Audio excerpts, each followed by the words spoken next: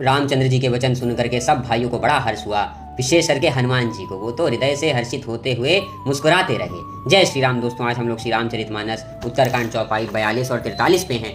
तो अब हुआ ये कि भगवान अपने वचन कह करके सब भाइयों को बहुत सारा आनंद का अनुभूति दे करके अपने महल को चल दिए। अब वहाँ पर नारद जी जो थे वो रोज आते थे, पूरी अयोध्या में घूम घूम के भगवान की कथाएं, उनका चरित्र सुनाया करते थे। सब लोग खुश होते थे, ब्राह्मण लोग भी आया करते थे।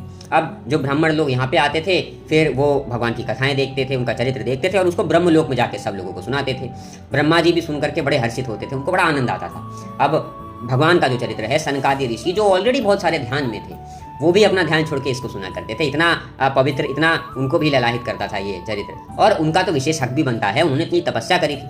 तो एक बार क्या हुआ कि वशिष्ठ जी और आदि जितने भी ब्राह्मण थे, जितने भी नगर निवासी थे, सबको भगवान श्री राम ने बुलाया। अब भगवान ने जब बुलाया तो उसके बाद वो कहते हैं कि हे भाइयों, हे मित्रों, गुरु, सब लोगों से मतलब कि मैं आपसे कुछ कहना चाहता हूँ। अब मेरी बात अगर आपको अच्छी लगे तो ही इसके अनुसार आप कार्य कीजिएगा, वरना ऐसी कोई दिक्कत की बात नहीं है, निसंकोच रहिएगा। और जो भी मैं कहूँगा बड़े पवित्र भाव से कहूँगा। देखो, मनुष्य को ये जो तन मिलता है बड़े भाग्य से मिलता है, और जब प्रभु आपको ये तन देते हैं तो ये आपका कर्तव्य बनता है कि इसी जन्म में उनकी प्राप्ति के लिए जो जो कर्म आवश्यक हैं वो कर्म किए जाएं, उनका भजन किया जाए, उनकी भक्ति करी जाए। इसी जन्म में दुखों को स्वीकार करते हुए, सुखों को स्वीकार करते हुए भगवान का नाम लेना, उनका भजन करना, और इस शरीर का जो अल्टीमेट टारगेट है इस शरीर को मिलने का कि मोक्ष प्राप्त करना, हमें उस पर ध्यान देना चाहिए, वरना जन्म मरण की साइकिल में बार बार पड़ते रहेंगे।